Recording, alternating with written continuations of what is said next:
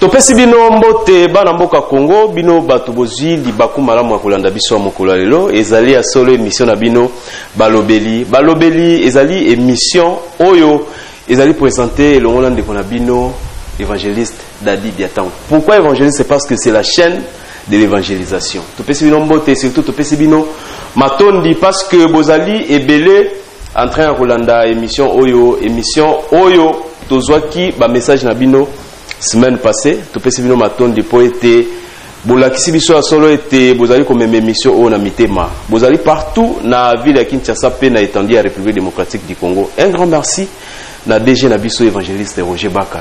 Oyo ngana benga nkoi na République démocratique du Congo. Ngape mwana nkoi ti. To fongola débat na biso mokolo lelo pona koyebisa bino tokolobela quelques points. Oyo esali actualité na République démocratique du Congo. Pourquoi pas aussi à Libanda tosimba mwa mukendenge ndeko Donald Trump aboyi ko céder kit Donald Trump a continué la vérité des yeux. Tokolobela cahier de charge ya Jean-Pierre Bemba Gomo pe ya Moïse Katumbi tomoni ba mpaka mibale na ba FARD na se alipeka. Di solo nini bazali kobeta tout autour ya président de la République.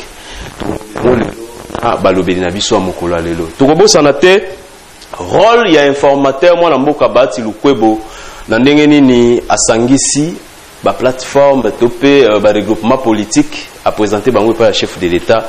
Il paraît qu'ils a 25 lelo tokoyebelongona balobe na biso mokolo lelo tobosanité sujet ya ba prisonnier politique et koti bangulu toyebaki qu'ils a rapport na bato ba voyageur poto o bakenda poto mais lelo et koti parmi ba prisonnier mokolo babimisi mwana mboka Edi Kapen tomoni bangulu pe babimi tokobeta lisolo na émission na biso ya mokolo lelo tokolobela lisusu nini tokolobela affaire Ngoi Mulunda oyo apesi point de vue na yeke no balongola katanga na République démocratique du Congo. Papa pasteur bana mboka Congo baleli na kombo na balelaki na kombo na pe ba continuer kolela na kombo na pour que tobeta masolo na émission na biso ya mokolo lelo tozana mwana mboka David Ditunga oyazali l'un ya ba communicateur alinga babenga mingi combattant topesi mbote mwana mboka David mbote ndeko Dadi mbote na ko débatteur ngai mbote na ba honneurs bazali to ba disposer ta na bango pona kolanda biso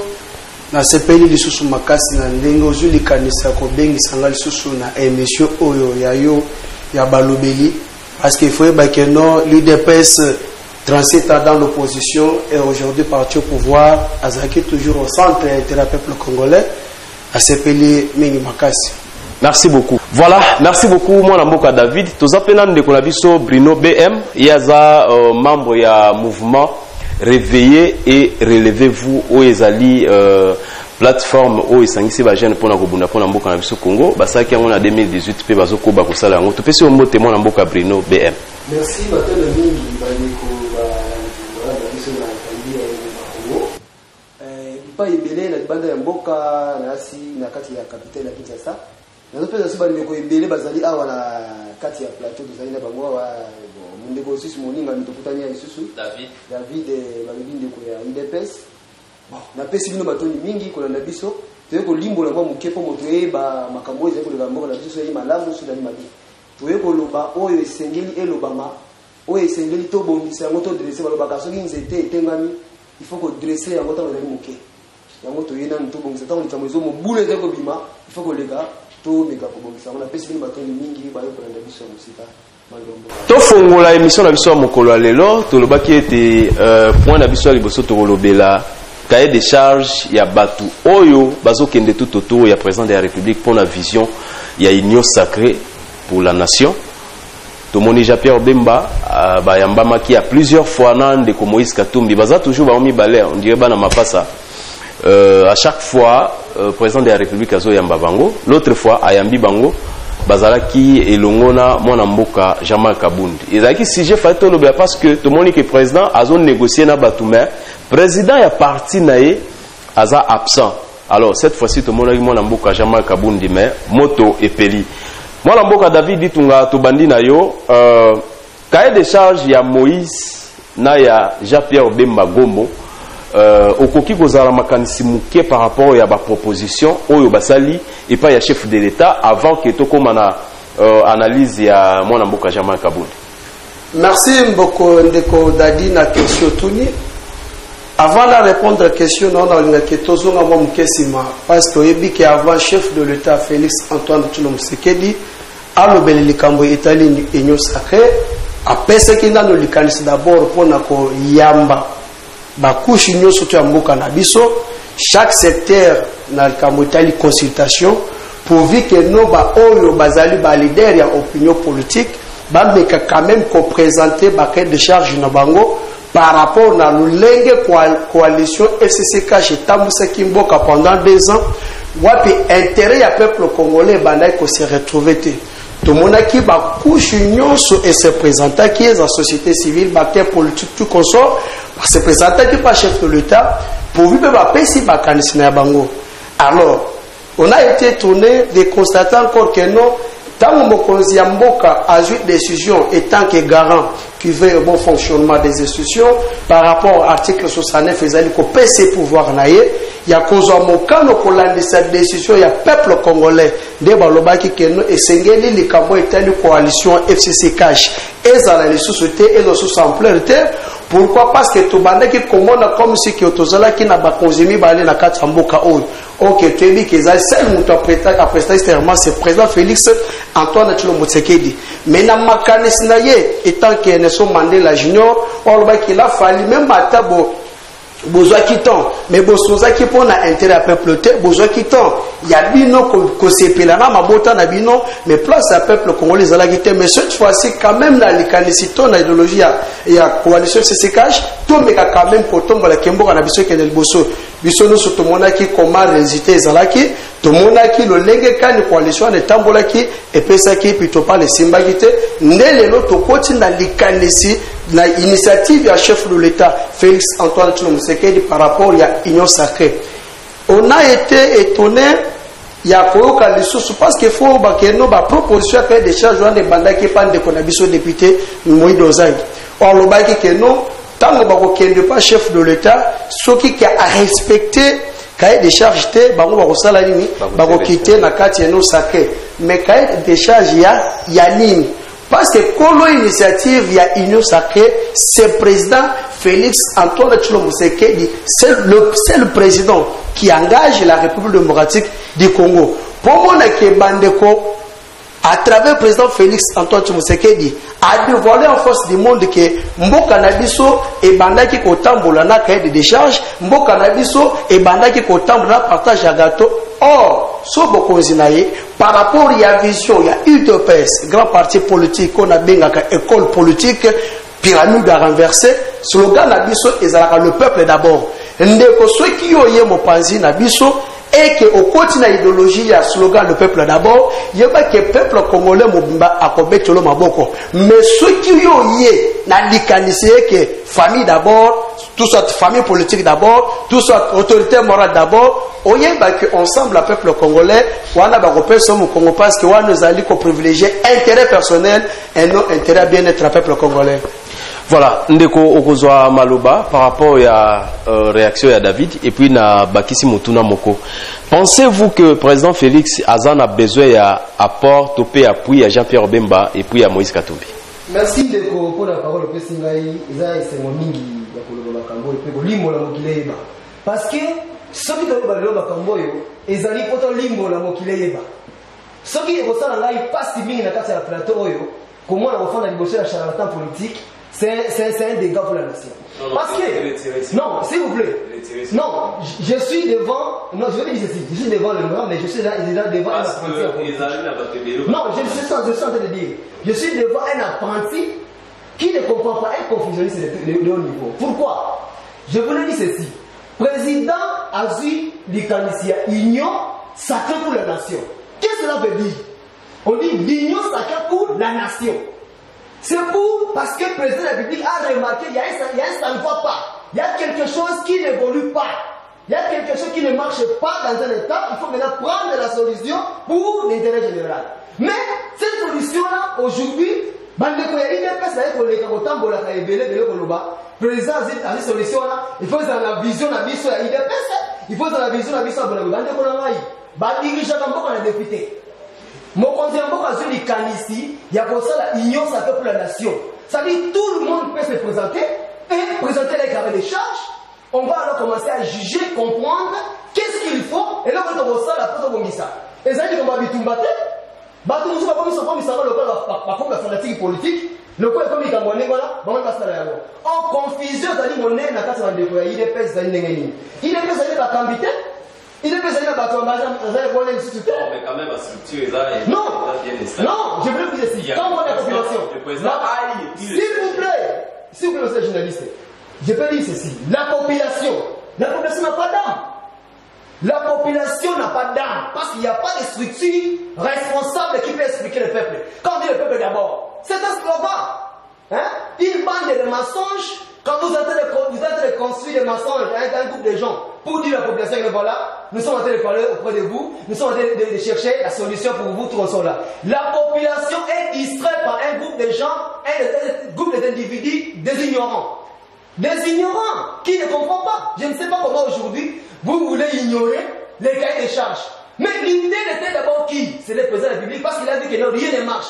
Autour d'un État, si rien ne marche, nous avons des démocraties consensuelles, nous avons plusieurs formes qu'on peut trouver la solution. Le président a moniqué, et là, vous allez au temps de la terre, on a la paix pour l'élé. On va dans la vision du bandit, on va tout consoler. Si on a des fanatiques politiques, on va au temps de la terre. Le président va nous décollage, mais autour de lui, il y a des charlatans, des charlatans politiques, au temps de là, qu'on nous a moyen de se positionner en politique. L'union sacrée pour la nation, l'idée c'est d'être le président de la République. Bon, le président Kabbalah FCC, Kabbalah FCC. Mais qui se décolle? Pourquoi se décoller? Parce que Bilo est fanatique, mingi. Bon, c'est un sentiment de Bilo, c'est un fanatique pour que les choses ne puissent pas marcher. C'est ça la raison. Je veux dire ça la raison. Moïse Katumbi, Jean-Pierre Bemba, Bazali Banayamboka. Ceux qui présentent ça, ils parce qu'il a trouvé que Bazali est important. Mais comment expliquer aujourd'hui? Les gens peuvent dire n'importe quoi, n'importe comment. Ça n'a pas de sens. En tout cas, mon amboka, merci beaucoup. Bandeko Balandi toko yebisa bino ete émission na biso lelo sujet nango topé thème na yango ezali nani molobeli ya solo ya population. David Ditunga oyoki ndeko bien ndenge alobi toza na émission na biso toyaka pour que totia makanisi oyo apesi makanisi. David, pensez-vous que Jean Kabound était désordre et rencontre entre Félix Tshisekedi na Moïse Katumbi? Merci beaucoup Ndeko Dadi. Je pense que émission oyo ezaba responsable belé bazwa katana bango po te balanda biso. Mais lorsque okomi comme la bango batu mususu peut-être bazali na batu na mutu na bango pour dire de n'importe quoi, sans rien même parler, tout soit qu'on réponde à la question autour Malibanda, il y a débat par rapport à la question Oyotuni. S'il vous plaît, David, s'il vous plaît. To soit fait temps yako bongisa maloba na biso. OK. Émission la biso continue madame. OK, si vous plaît de bien, to tikeli yo maloba, mais retirez quand même OK, on continue, to continuer échange d'idées. Donc s'il vous plaît bien, s'il vous plaît. S'il vous plaît, bien, c'est moi qui dirige le débat. Ngande mutnazo dirige le débat. David ditoyo kana, bien toyo kana pour que to continue mission na biso malamu. Makanisi to pesa kana émission na biso balobeli, boza balobeli ya pepe. Tango boya kezara ke yo yena likanisi na yo, ya yena likanisi na ye, to sangisi eza pona ba intérêt na biso te.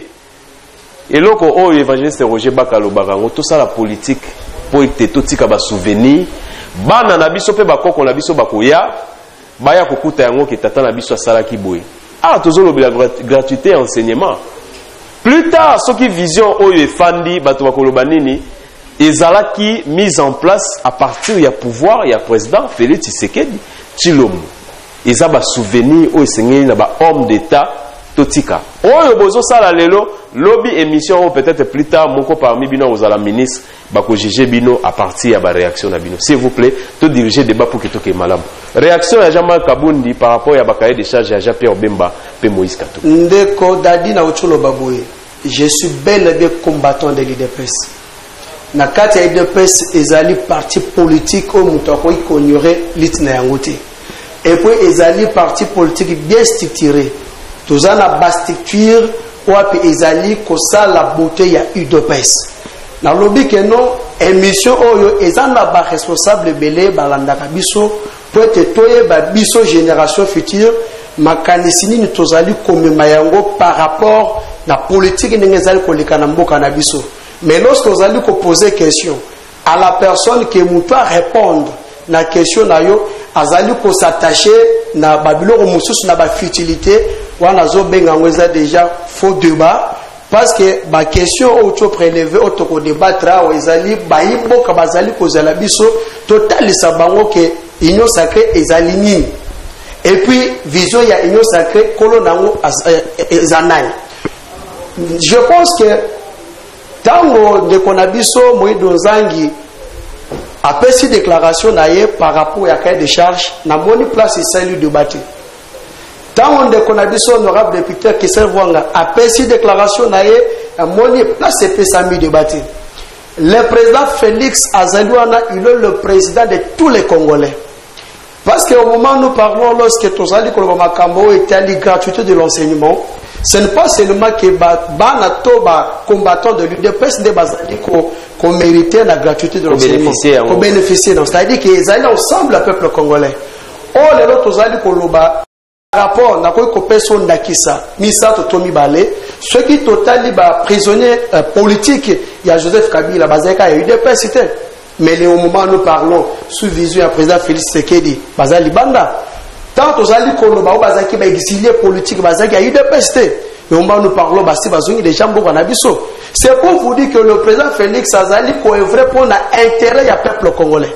Il est le président, il y a Oba voté qui est, n'a Oba voté qui était.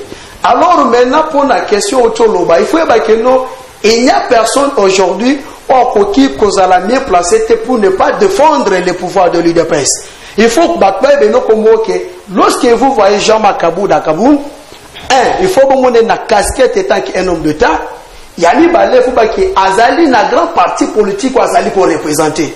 C'est-à-dire que nous, en qualité d'un homme d'État, Azali dans ma population, Azali pour intérêt à peuple. Il y a une balai étant que Azali motel les partis politiques comme UDPS, Azali peine à combattre, mais on a posé pas yo comme Azali Koloba parce que nous à l'UDPS c'est le peuple d'abord. Ba reproche de quoi que ça tout ça tout habillement, on les a ba futilité, on nous allons peut-être on a quatre plateau pour na finir ça chaîne oyo kolo nangoste l'évangéliste ou que vous allez couper ce service à protocole que nous bazali ko fonctionner malamuté, c'est-à-dire que nous devons faire un débat scientifique. Yazo au-dessus qu'on présenter que non abandi mouvement na bango éclamé na 2018. C'est pour vous dire que avant 2018. Non, 2018 ezaki déjà nayambaki déjà moko awa. Par manque d'arguments, atikala ko sa proposition à Tamoroté. Et je m'étonne mon frère qui est en face, Azali, d'azo comprendre était, Aza ajouté pourquoi, à la place il y a qu'on proposer et répondre à votre question, Azo le président Félix est entouré n'a pas charlatan politique de l'UDPS. Est-ce que dans le cabinet vous pouvez citer le nombre de conseillers au Bazali tout autour chez chef de l'État Bazali l'UDPS? Na gouvernement ou papa Yimukamba, est-ce que vous pouvez citer à charlatan de Mocholoba au Bazali majorité dans le gouvernement il y a par rapport il y a UDPS? Ndé koto tika ba distraction. Ce que mesana ko ba discours il y a balabala. S'il vous plaît bien. Moi je suis tolérant. Moi je suis tolérant. S'il vous plaît. S'il vous plaît. Ngande mutu nazo diriger débat s'il vous plaît bien. S'il vous plaît, s'il vous plaît. Yo ceux qui oyé olingo me manga mopanzwa nazo biso ko kangate. Moi na mboka. S'il vous plaît. Combattant de l'UDPS monsieur. S'il vous plaît. S'il vous plaît. En face d'un combattant de l'UDPS. Calmez-vous, David, calmez-vous d'abord. Est-ce qu'on peut avancer? Est-ce qu'on peut avancer? Donc, qui doit avancer? S'il vous plaît. S'il vous plaît. S'il vous plaît. Bien, écoutez-moi. David Yoka. S'il vous plaît. Écoutez-moi. David. Effet de respect pour les téléspectateurs. Effet de respect, effet de respect pour la personne. S'il vous plaît. Soki boye, tokode bisa makanisi na biso, s'il vous plaît. Toyokana. Boyoka ngai parce que ngande mutu nazo diriger débat. Soki bozo continuer boye alors, toko arrêter alors l'émission parce que bozo yokanga te c'est ngande mutu nazo diriger débat. S'il vous plaît. Yokanga. Bien, Yokanga. Ou alors, na kopesa ordre na Yoshi, ou aza réalisateur ya émission, akata baso na bino pour que ngane ngamo kona yokana. To yokana bien. Bien, David, to continuer débat na biso parce que zali débat échange d'idées. David, moi na mboka Jamal Kabound era longwe Assemblée nationale akende kotika requête na cour constitutionnelle pardon. Alors, ezaki pona nini ezaki pona poste. Cahier de charge ya baja pe obemba so to landeli bien ndenge batebele bazolo belango ezali pona ba poste. Est-ce que ozomona te que en même temps eloko o mwana mboka Jamal Kabound azo reprocher na baja pe obemba ye moko pe aza déjà rattrapé sur le même point ou soit sur la même situation. Au juste tozonga na sujet ya émission na biso nani azali ya solo kolobela peuple congolais. Confusion et qu'on risque quand on a mis tout à bateau. Malobombo kayo. Merci beaucoup Ndeko Dadi. Na mutuno tuni il faut que par rapport au ya exemple au PC ya président na biso ya parti Jamal Kabound il faut que nous abandonne déjà politique parce que moni na mokola tozali batebele bazo na comprendre te. Eza na ba affaire politique na ba homme politique. C'est-à-dire que ba affaire politique za ba abandonne déjà ba faire na bango et le lo ba comme kota na monde politique. En politique mutu o ya botami na politique par rapport ya vision ya chaque parti politique. Concernant l'UDPS a été 37 ans dans l'opposition et puis pour votre information, Jamal Kabound abandonne vie et puis il a sacrifié toute sa vie en politique. Par rapport à Batumusu Wazara Baferiste, les gens se retrouver dans le monde politique. Or que bazo viser à chaque instant, à tout moment que ba propres intérêts na bango. Alors les gens tous ali koloba na uti ko biso que l'UDPS a lutté 37 ans dans l'opposition. Et que les lots 200 n'a accédé déjà à ma statut suprême, et le slogan d'Abisso est le peuple d'abord. Ceux qui ont au sangani na UDPS, et que Makanis na yo, et zali di banda ya slogan le peuple d'abord, oye ba que nous même ata population mobimba et qu'on dit mayote. On se comprend. Là na utu ko le belo avant tout beta masolo à cahier de charge, le président Félix a fait ce qui n'a nous moi tamoko ba bengi consultation. Ce qui est notre c'est importance n'a que de charge. Alors consultation tient la langue qui nini. Parce que ma couche nous surtout est présenté qui déjà l'ambition par rapport n'enge coalition FCCK chez Tamusa Kimbo Mboka. Quoi intérêt peuple congolais et c'est le tout va guetter. Ce qu'on les lots. Tant yoyi. D'abord qu'on pèse ce exemple moko moi la Mboka. Oye tout viser dans nous intérêt à peuple congolais.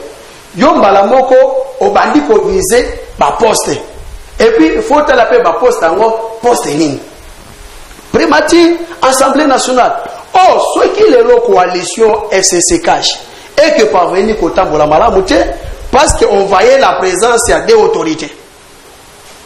Alors ceux qui les coalition FCC cash et Jules Soussou en plein été et ko na mai peuple congolais a kende le Soussou kondima. Donc, comme on a l'autorité morale, que lorsque le président décide, avant qu'il ait l'exécution, il faut qu'il n'ait pas consulté l'autorité morale. En ce moment-là, le peuple congolais parle de Gouzalawapi.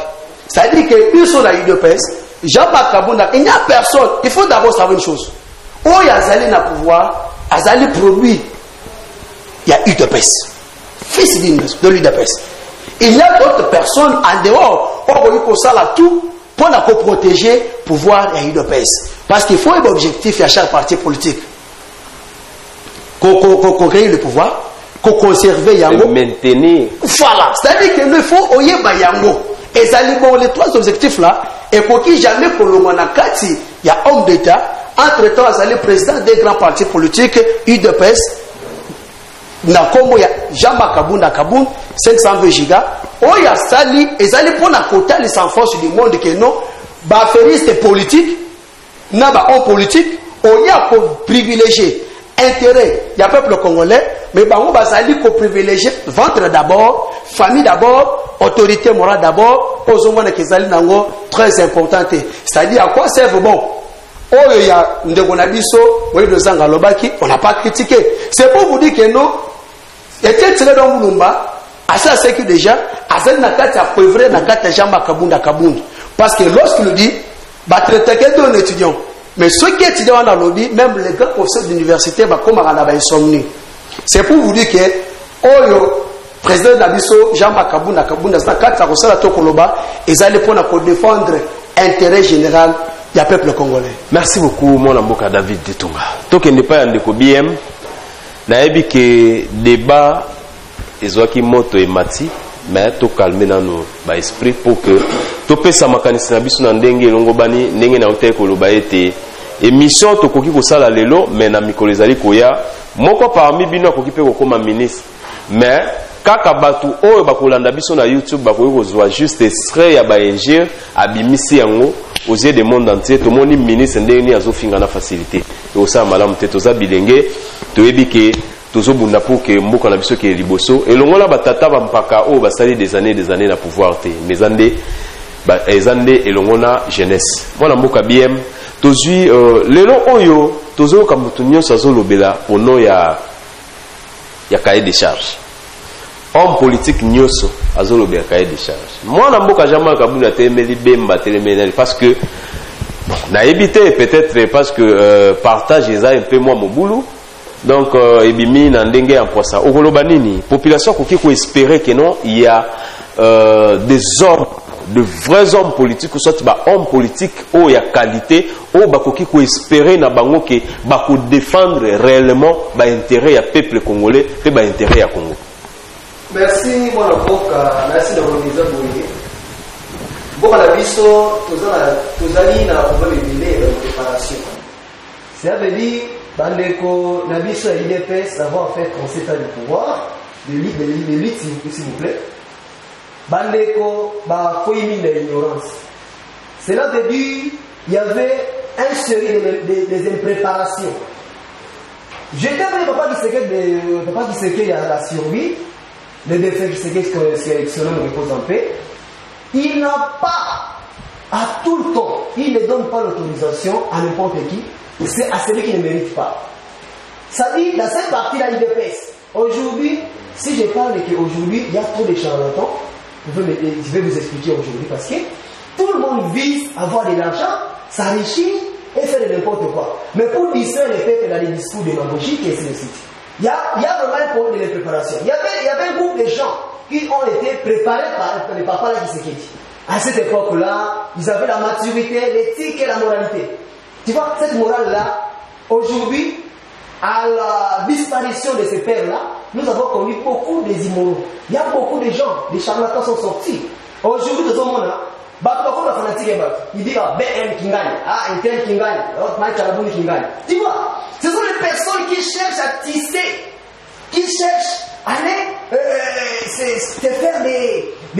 tu vois, des aventures pour attirer quelque chose. C'est que moi, je regrette beaucoup plus. Ça dit comment? Notre pays, j'appelle d'abord la population. La population doit être consciente de comprendre que ceux qui nous ont eu le haut, comme la vie soit défendre le bisoté, il faut la conscience. La population doit être consciente. Quand la vie soit politicien, la vie soit politicien, vous verrez. La politicien, on va dire, le charlatan politique. Veut dire quoi? Il vient dans des discours des démagogies politiques, là, vous distraire. Et puis à 2022, vous dites, voilà, venez prendre des t-shirts, les compagnes, les comme ça, là. Ce sont des mensonges, je vous dis. Aujourd'hui, Makabou de passer à la télévision pour aller à ce conseil de charge. Oui, Makabou a fait son démarche. Moi, je ne m'en distingue pas. Mais les problèmes, c'est comment? il devait avoir la maturité politique d'expliquer. Parce que quand il sait qu'il est en train de dire là, ça s'explique qu'il est en train, entre autres, il accuse aussi le chef de l'État un secteur de diminution. Je ne sais pas comment, parce que le chef de l'État, c'est celui qui a convoqué cette histoire-là de l'Union pour la nation. Il a fait ces deux personnes-là, ces deux leaders-là, parce qu'il avait des idées. Raison pour laquelle Marc Kaboun, il a voulu parler, il a voulu dire Marc Kaboun là. Marc Kaboun. Jean-Marc. Comment vous l'appelez Marc Kaboun là. Tu vois, comme il avait ces BM là, les sénats là, Jean-Marc Kaboun. Mais il faut avoir du respect de Godadi. S'il vous plaît, non, s'il vous plaît, moi il faut quand même du respect. Il faut quand même du respect. C'est un homme d'État. S'il vous plaît. Et puis c'est mon président du parti. S'il vous plaît, David. Ceux qui osent aller côté de Sabatouba, Zalaba impoli dans quatre plateaux, vous passez par des injures à un grand parti politique comme vous dites. Na émission la biso, il faut qu'il ait du respect. Tolobaka yango malam, s'il vous plaît. Président Jean-Marc Kabunda Zamoninga na s'il vous plaît. S'il vous plaît. OK. La botoli binonyo somi balé parole. La botoli binonyo s'il vous plaît. S'il vous plaît David, bien, s'il vous plaît, disciplinez-vous, vous se disciplinez, pardon. Dans plateau Langai, c'est moi qui dirige les débats. C'est moi qui dirige les débats. C'est moi qui dirige les débats. S'il vous plaît, s'il vous plaît, s'il vous plaît, s'il vous plaît, s'il vous plaît, s'il vous plaît, s'il vous plaît, s'il vous plaît, s'il vous plaît, Bolandanga, David, s'il vous plaît, s'il vous plaît, bien, s'il vous plaît, s'il vous plaît, s'il vous plaît, s'il vous plaît, on doit censurer, s'il vous plaît, s'il vous plaît, s'il vous plaît, s'il vous plaît, Boyo Kanga, Ngane Mutunazo diriger le débat. Donc censurer Maloba, pardon, s'il vous plaît. Il n'est pas ton ami, s'il vous plaît, s'il vous plaît, s'il vous plaît, s'il vous plaît, s'il vous plaît, Boyo Kanga, David, calmez-vous. Bien, calmez-vous. S'il vous plaît, Boyo Kanga. Boyo Kanga, to censurer Maloba Nabiso.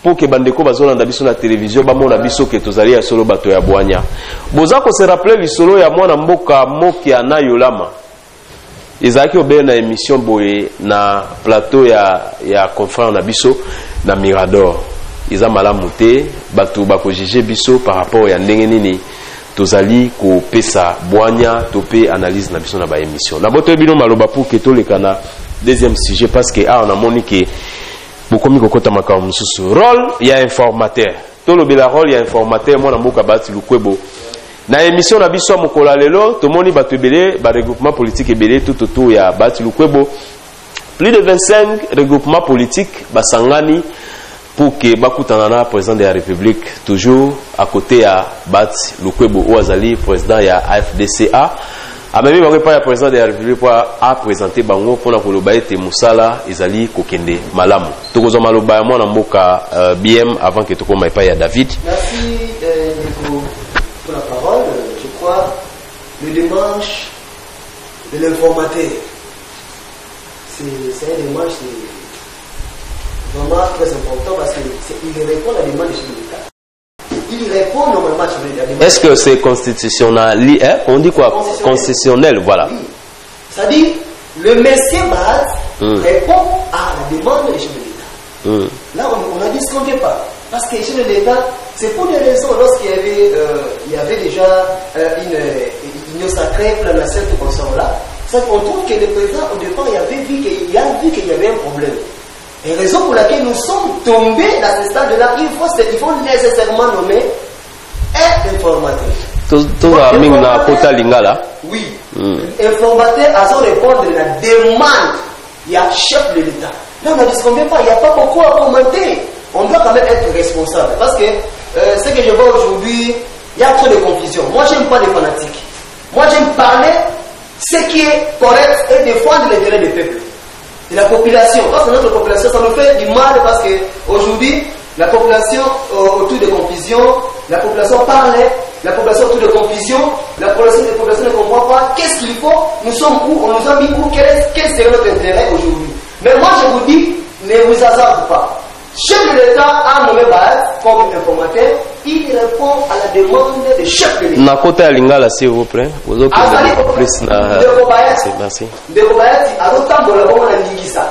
na matambikisa ya makambo oyo mokonzi ya mboka apesi mpona kosala kodégage majorité po abimisa majorité oyo ekozala passer sur la table comme ça à un moment on doit juger et lorsqu'on doit nommer ministre et puis comme formateur du gouvernement c'est à lui maintenant il doit commencer à faire la finalité de tout mais Baeti a été nommé comme informateur pour raison de dégager une majorité c'est ça que là que je voulais vous dire je ne sais pas si vous avez Matondi mwana mboka BM tozui maloba ya David Itunga oko analyser rôle ya ndeko Bahati Lukwebo akoki ko sala musala nini pour qu'il permette réellement et répondre na bosinga ya mokonzi ekolo. Merci beaucoup ndeko Dadi. Avant de répondre à la question il faut na que président Jean-Marc Kabunda Kaboun 520 giga azali ko mérité oyi azali lo na kati ya parti UDPS. Pourquoi na koloba ndengwana c'est parce que de son vivant Etienne Tshisekedi wa Mulumba de reste mémoire que son nom repose en paix abenga kaye héros vivant azali ko bimisa maloba wana azali premier docteur en droit na mboka na biso azali ko présenter na Lomami ko benga ke héros vivant ça dit que non c'est une personne qui a sacrifié toute sa jeunesse il est que pour na intérêt ya mboka soit qu'il est l'autre commis la liberté d'expression en bon uniforme et que tout soit commis qu'on a taille à s'exprimer sans être inquiété et ça par rapport à lutte à UDPS pour la démocratie soit qu'il est l'autre commis qu'on bête à l'isolo et la vraie démocratie c'est parce que dans UDPS il y a toute une génération où le bandimi qu'on sacrifie vie na bango pour être peuple congolais a bénéficié d'une manière générale. C'est-à-dire qu'ils ont les grands partis politiques, oh lelo, n'importe qui, a coquille qu'on a piétiné l'Itouanati. Au moins qu'il ait ramassé de la rue, n'a coquille qu'on raisonnait d'une manière contraire. Alors moi je voudrais dire ceci. Banomaka informateur.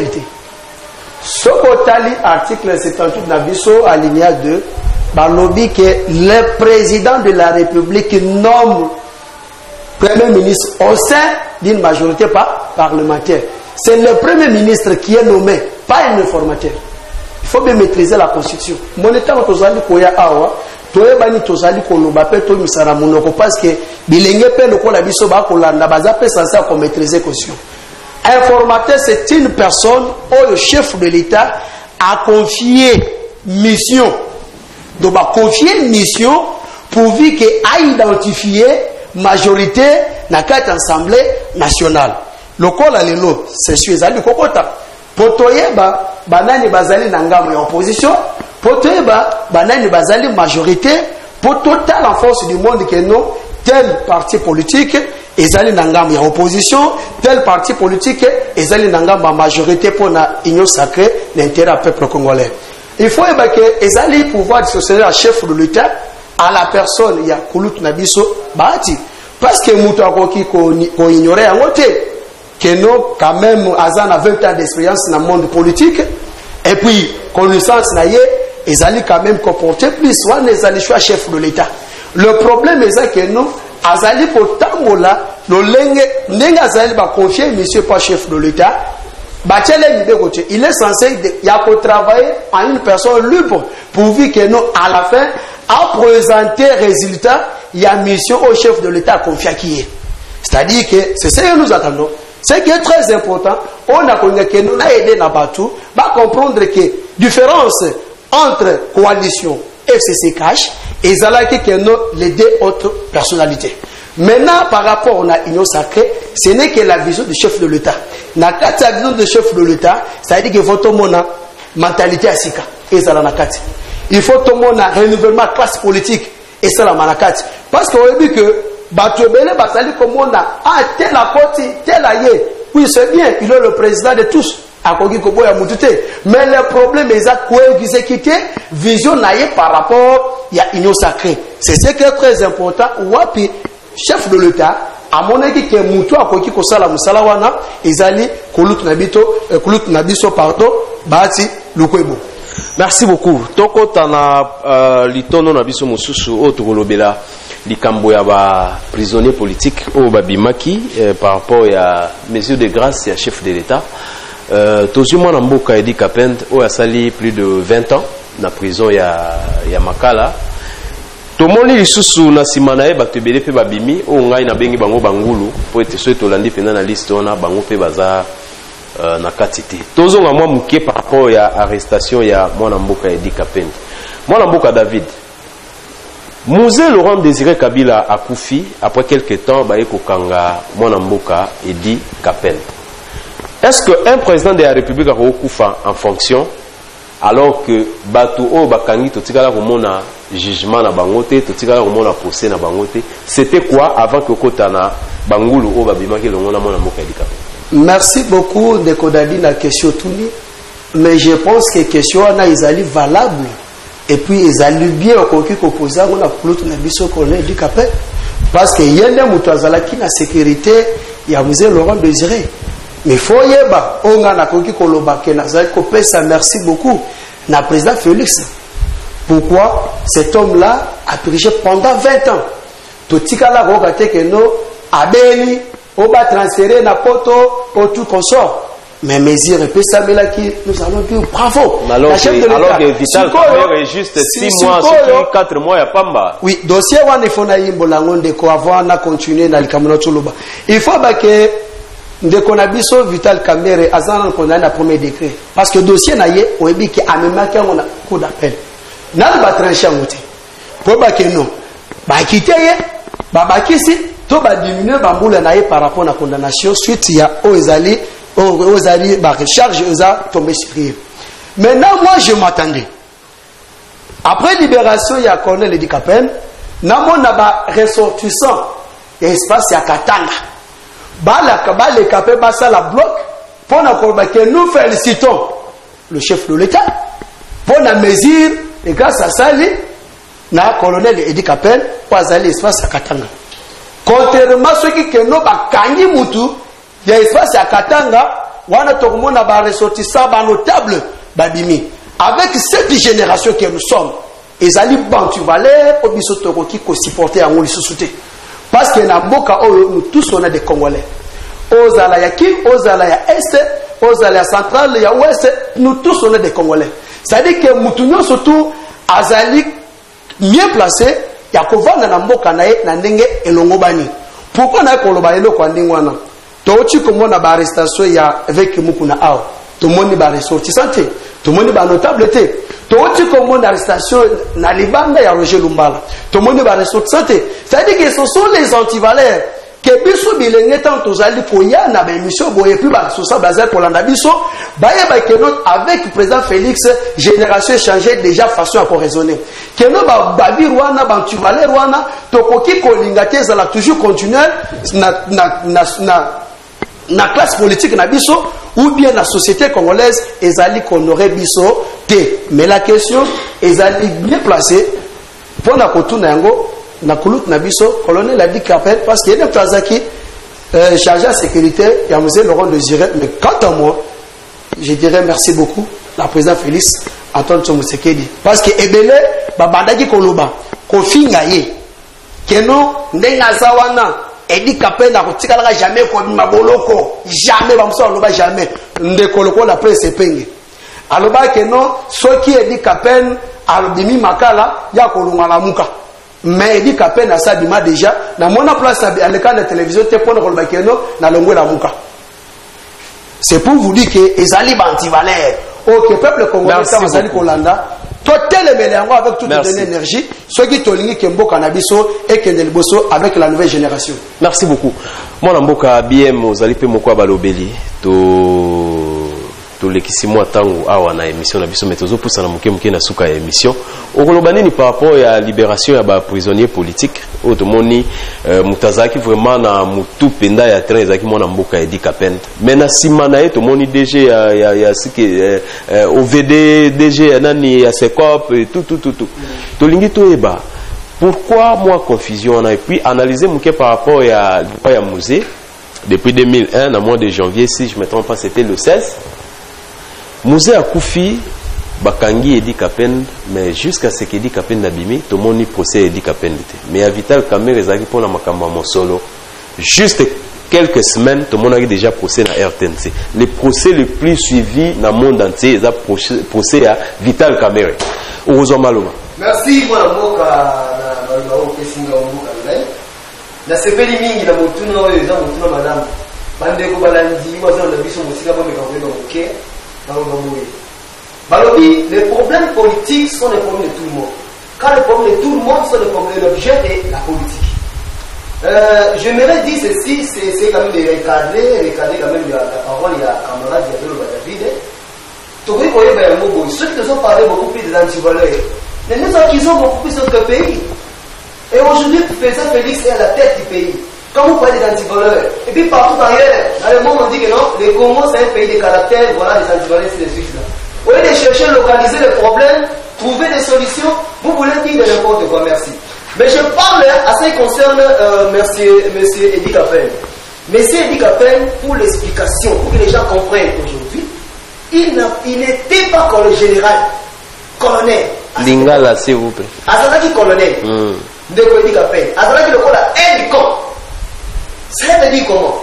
Edi Kapel, son histoire résonne toujours au niveau de la politique. Ce n'est pas la mesure, c'est la mesure dans la compétence dans la normalement. Mais il y a une mesure de grâce au chef de l'État à Pessi. Mesure de grâce au chef de l'État à Pessi, à Sali qui est à Pessi, à Moba Binissa, prisonnier politique.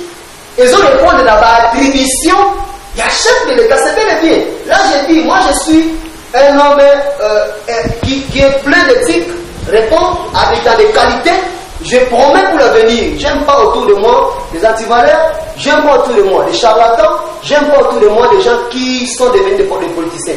Quand les gens autour des partis politiques, la plupart ne comprennent pas les rôles des partis politiques. Or, c'est une institution durable. Vous pouvez devenir fanatique de quelqu'un aujourd'hui même. Tu vois la raison pour laquelle. Et j'explique que le chef de l'État, il a donné cet ordre-là comme mesure de grâce, s'il vous plaît, mesure de grâce, pour faire sortir les prisonniers. Et ils ont répondu de l'attribution. Ils répondent des attributions, ils ont répondu de l'attribution au chef de l'État. Il n'y a pas de problème. Là, il dit qu'il a sorti. Mais le mal est que nous avons entendu, nous avons écouté partout ailleurs, dans le monde ainsi de suite. On va expliquer. Nous avons le ministre de justice qui est là. Le chef de l'État comme garant de la nation. Il doit nécessairement interpeller quand des bruits autour de la nation, ça fait mal. Il doit interpeller le ministre de la Justice pour lui donner, pour lui demander plutôt des questions, poser des questions. Il s'agit de quoi? Qu'est-ce qui ne va pas? Et aujourd'hui, parce qu'il y a beaucoup de gens, tu vois, des communs de mortels, il y a des partis politiques, des masses là, des communs de mortels, qui apportent des choses comme ça, ils ne savent pas comment expliquer. Ils sont beaucoup. Tu vois mais la raison pour laquelle. Et moi je dirais que le président de la République, il doit être responsable, parce que c'est lui le garant de la nation, d'appeler le ministre de la Justice, d'expliquer comment aujourd'hui il y a des bruits, mais attention, le Bangou, le ainsi de suite, là. Oui, l'infraction de détournement des fonds publics de l'État, c'est une infraction de droit pénal, infraction pénale. C'est différent de l'infraction civile. Vous voyez? C'est une infraction pénale où la personne mérite d'être jugée et condamnée. Et aujourd'hui, deux jeux de connaît et un dehors. Et l'autre là est dehors. Vous voyez, ce sont les scènes qui sont pour lesquelles quand je parle, je dis aujourd'hui, on n'a pas encore atteint certaines maturités politiques dans notre pays. Mais les gens s'ignorent parce qu'ils sont devenus des fanatiques. Mais vous êtes en train de conduire les gens vers le chaos. Vous êtes en train de conduire les gens vers le chaos. Notre pays a pris des responsables. Notre pays. Nous sommes devenus comme des gens de moquerie partout ailleurs. Quand vous allez là-bas, oui, Congolais, sujet de moquerie. Vous voyez, ça c'est quel comportement? Je ne sais pas comment on peut. Il faut maintenant, monsieur, je donne un conseil. Monsieur le président de garde des nations, Félix Tshilombo, il doit nécessairement avoir la sagesse, l'océan de la sagesse, pour comprendre qui sont les gens autour de lui. Ce n'est pas seulement être dans un parti politique où vous êtes habitués comme des fanatiques, là, ainsi de suite, pour que vous conduisez le président des élèves. Non, le président doit avoir l'océan de la sagesse et dire que non. Même quelqu'un qui peut être dans notre parti, il peut être important pour diriger à l'intérêt général, on peut aussi l'aborder, il n'y a pas de problème. Vous savez, c'est comme ça qu'on peut diriger l'État. Il faut voir l'origine de l'État. D'abord, il faut voir l'origine de l'État et l'histoire de l'État. C'est comment? Nous avons des fanatiques. Aujourd'hui, vous allez faire évoluer le pays comment? Quand les gens deviennent des fanatiques. Il y a tous des fanatiques, des immoraux. Il y en a beaucoup de gens là. Vous ne donnez pas des conseils sur l'État. Moi, je regrette aujourd'hui, nous sommes en train de voir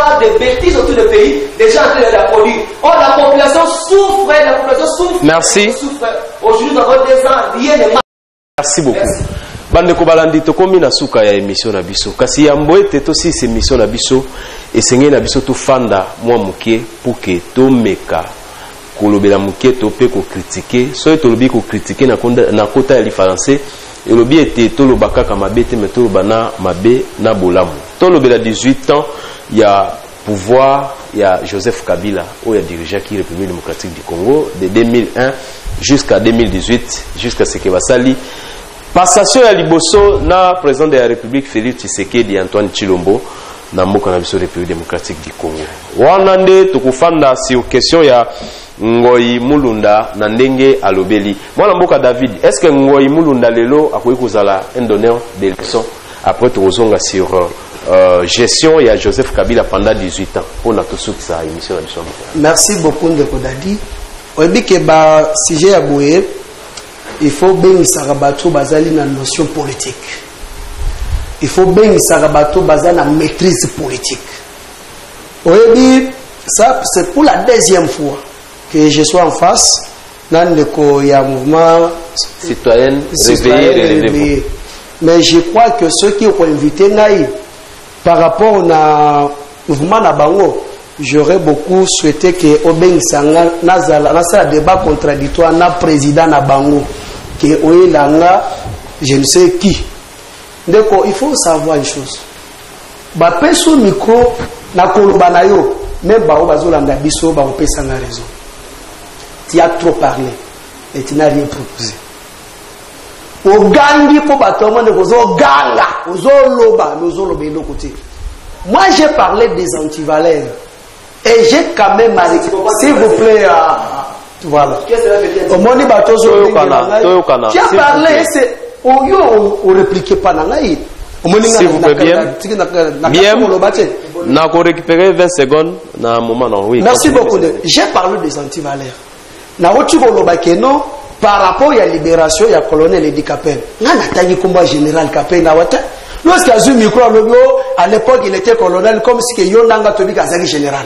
Tala dans la confusion Mutobeni singa tout ça débat contradictoire. Yami Balé Ozali kolobakeno ministre de la justice.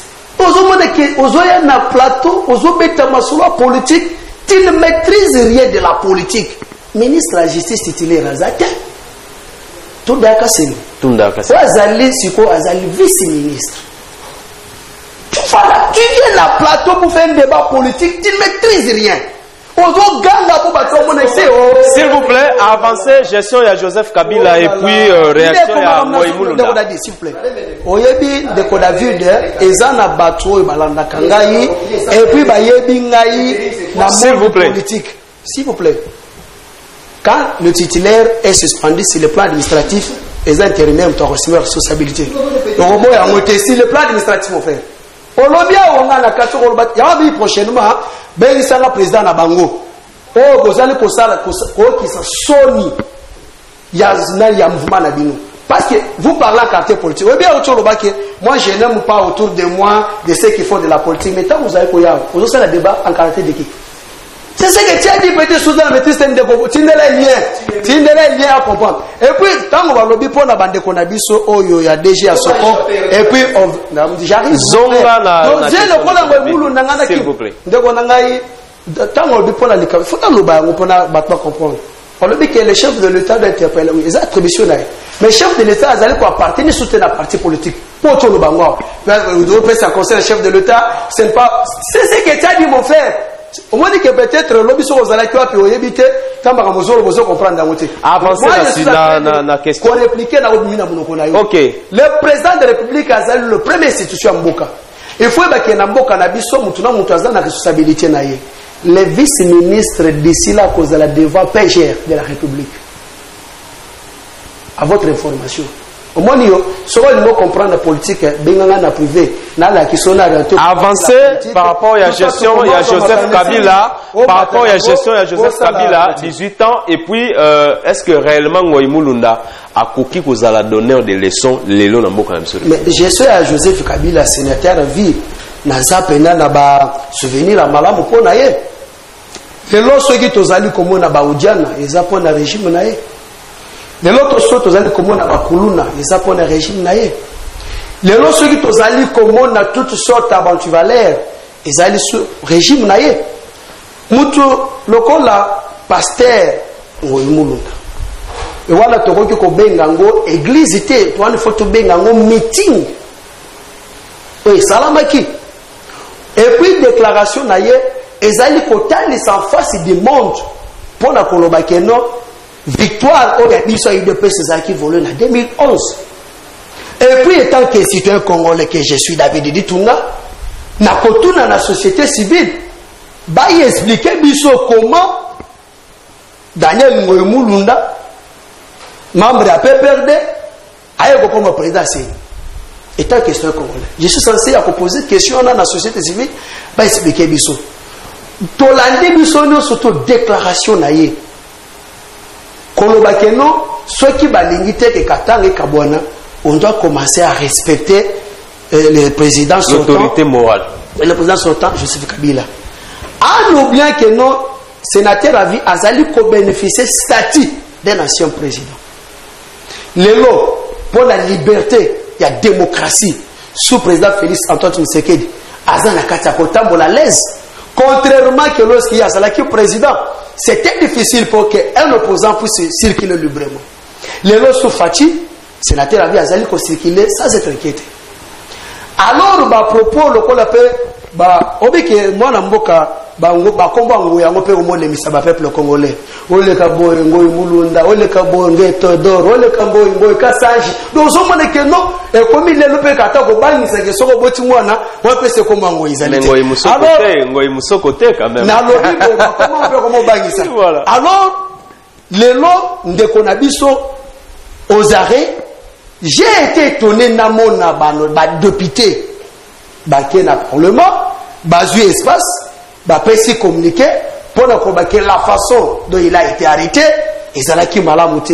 Est-ce que bakoki ko expliquer biso le lenge kani à l'époque pendant 18 ans bandaki ko arrêter ba opposant Mike Mukebai on a solo baté bakoki ko expliquer biso le lenge kani à l'époque bandaki ko traiter les opposants et même ba société civile parce que tout le monde qui peut que l'autre n'habite Christopher Ngoyi Penakati n'enga porter plainte contre Caleb. C'est pour vous dire que non, pour tout le monde, la pasteur Ngoyi, Azan a koki jamais cause la donner de l'esolelo. Biso bilengo biso tozali. Tokoki kondimate ke bakulutu na biso, ba ko na biso malédiction. Ceux qui bango ba magazine ki yango biso bilenge tokoloba yango ke te biso to ba magazine yango te.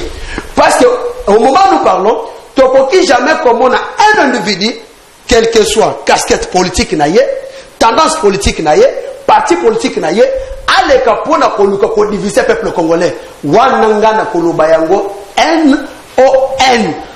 Merci beaucoup.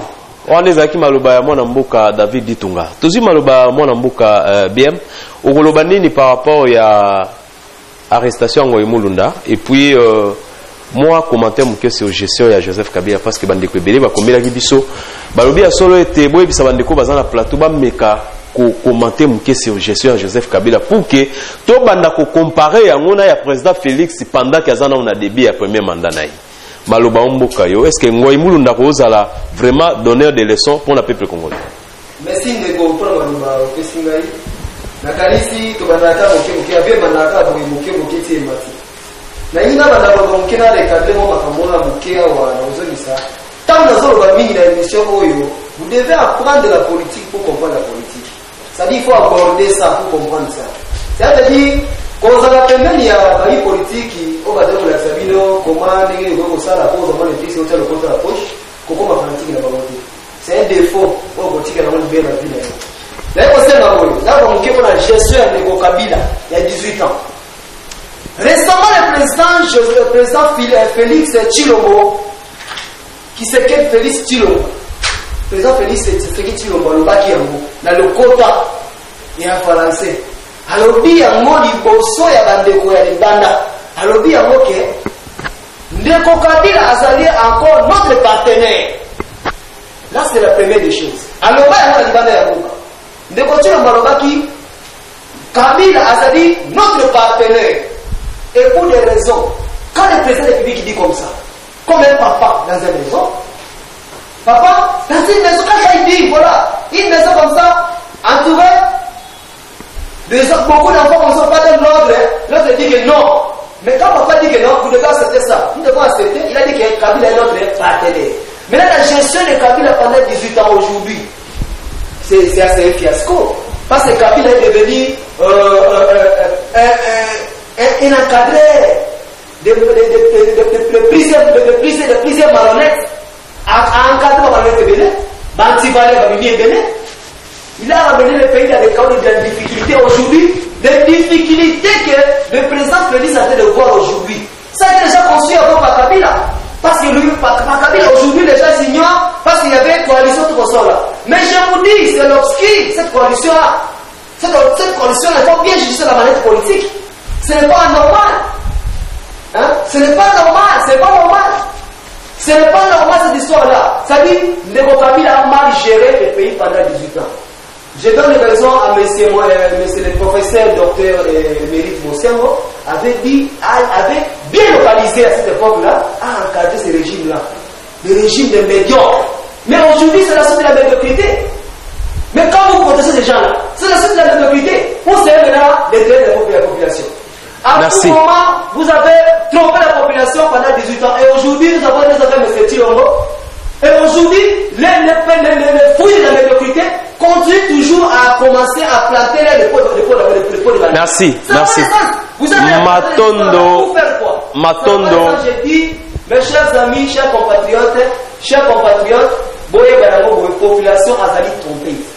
Population a dit à cause de pendant 18 ans. Et aujourd'hui, charlatan politique, il y a des mots.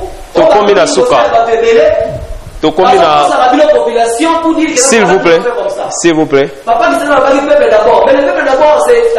Merci, merci beaucoup. Merci, merci. S'il vous plaît, s'il vous plaît bien. Tokomi na suka. Bandeko balandi bino o bozwaki libakwa malamu akolanda biso mukolo lelo. Tika biso to tondo bino na tango oyo po ete bozwaki tango akolanda biso bufandaki partout.